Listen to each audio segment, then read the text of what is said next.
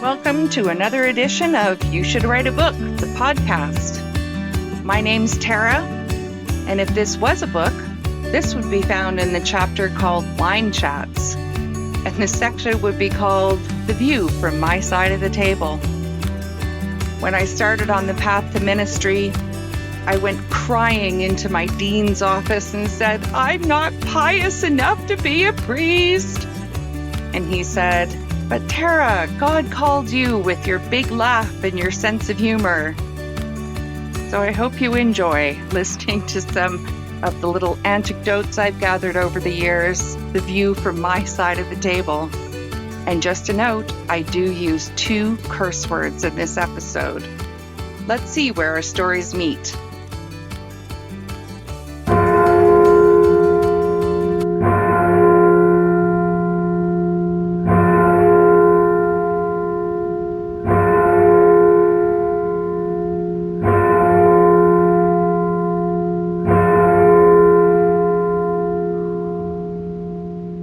Holy Week is a kind of a big deal, the time leading up to Easter. In the Anglican Church, at least the Anglican churches I was in, it was full of pomp and circumstance. On Palm Sunday, we would wave palm branches in the air and welcome Jesus into the city of Jerusalem.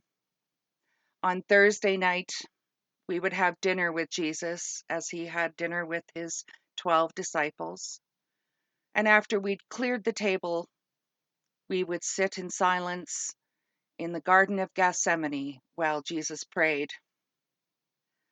On Good Friday, we nailed Jesus to the cross and we watched him die. Now, not all churches, but the churches that I was at, we would have an Easter vigil on Saturday evening.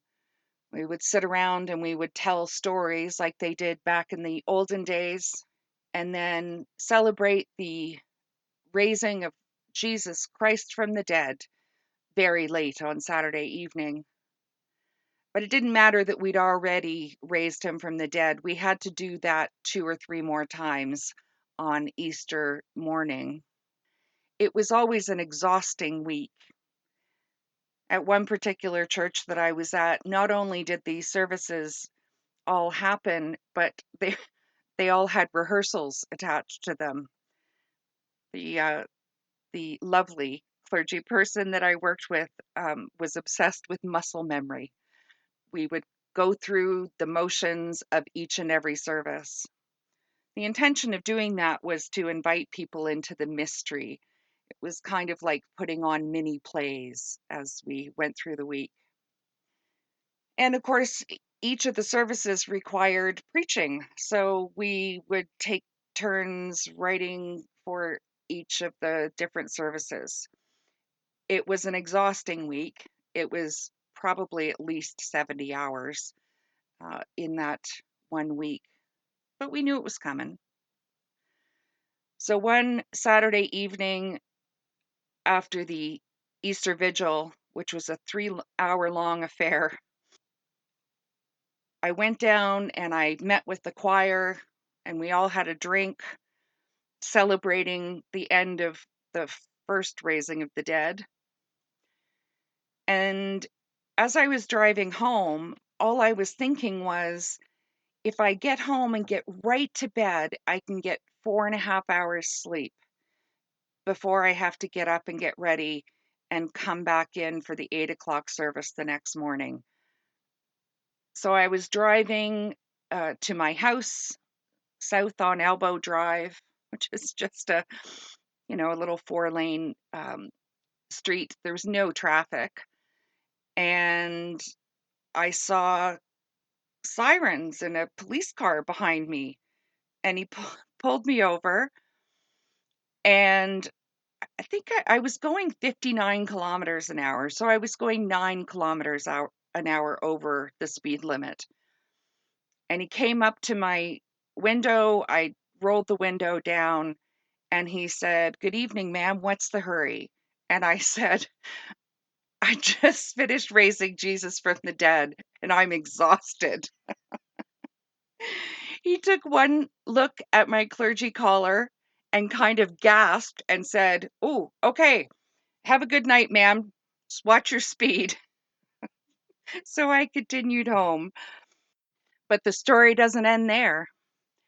The next morning, I got up and rose Jesus from the dead.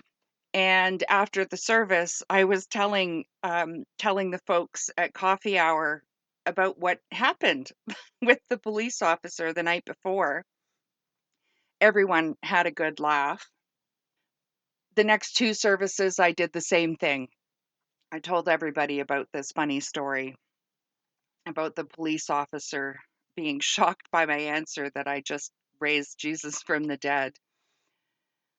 Fast forward a few years, we had a speaker in from somewhere. I can't remember who it was.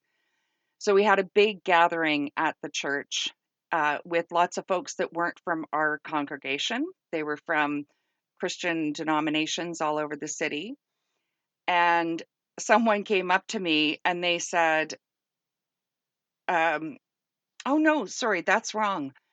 I was in where we were having wine and cheese, because we're Anglican, we always have wine and cheese. And I overheard someone telling this story. They didn't know that it was me, that the story was actually about me. And so I went up and "Oh," I said, that's what happened to me. I said, "I can't believe it. I've gone viral." Anyway, it was a good night. And it was a good time, and I'm glad everybody got a laugh out of it. I hope the cop still is having a laugh about it. At that same congregation, Ansley, with the rector of the church, and I was the associate priest. Um, so we took turns kind of taking the service. So one of us would kind of take the service, and the other one would preach. And during the communion, of course, one of us would be presiding over the communion and the other one would be assisting. So one Sunday morning, we had just begun having people in the congregation bake bread. The wafers are gross and disgusting. So volunteers would bake the bread and bring it in, and that's what we used for communion. During the service, we say the words of institution, and then we break this bread. And as I'm picking up this round loaf of bread and I'm breaking the bread, I realize that it's dough in the middle and it just keeps pulling and pulling and pulling. The crust was lovely, but it was all dough in the middle. I managed to not get the giggles, which is a miracle if you know me at all. When it came to distributing the communion, Ansley and we managed to kind of get all of the cooked parts off of the outside edges so that we weren't feeding people raw bread dough. And so they were getting barely a crumb with their communion. And what normally happens at the end of that part of the service is that um, the people who had been joining us and giving the wine, they would take whatever the blessed bread was and they would take it into the chapel off to the side and they would consume it.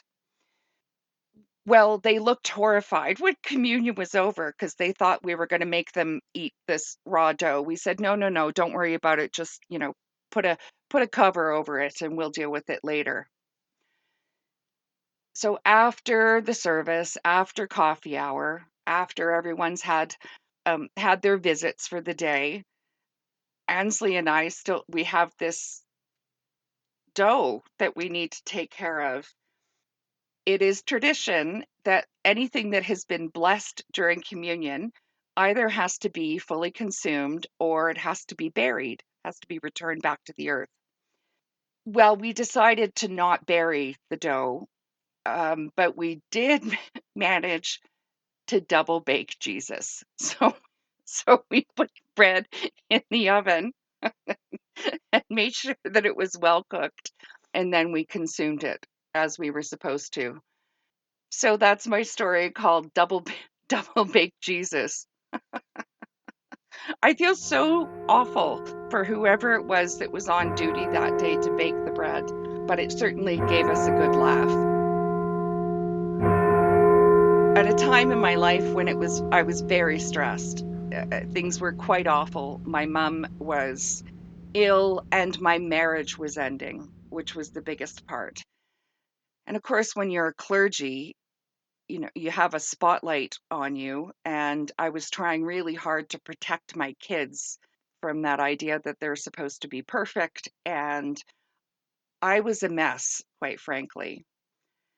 And I came into work on a Sunday morning, and Ansley, who knew all about my story, um, looked at me with, you know, compassion on her face, and she said, "How are you?" And I said, Don't be kind to me." And I said, "I can't. If anybody is kind to me, I'm just going to burst out into tears. Just let me get through the service. I just need to, you know, kind of power through," because I was on the verge of tears the whole time.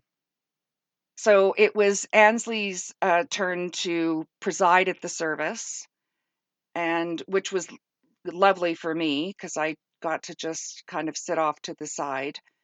And I think someone else must have been preaching that day. So I was really just present. There's a point in the service where we pass the peace.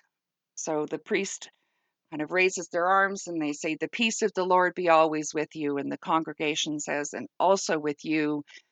And then everybody turns around, shakes the hand of their neighbor, says, "Peace be with you," et cetera, et cetera.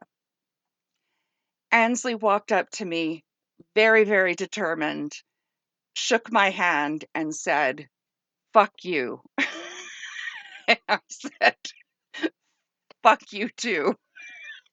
It was absolutely perfect. It was exactly what I needed.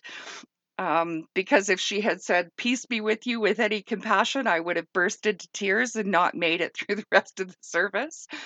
But instead, I got to have a little bit of a smile in the midst of a very stressful time. Anyway, so those are a couple of stories from my side of the table. It wasn't like this all the time, I promise.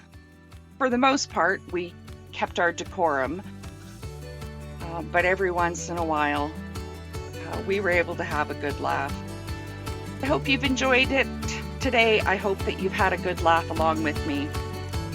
If you would, I would really appreciate it if you subscribe to the podcast so that you get notified when another one is coming down. Where do our stories meet? What's your funny little bits of your life that you'd like to share? I'm interested to know. Thanks for spending the time with me. Have a great day. Bye.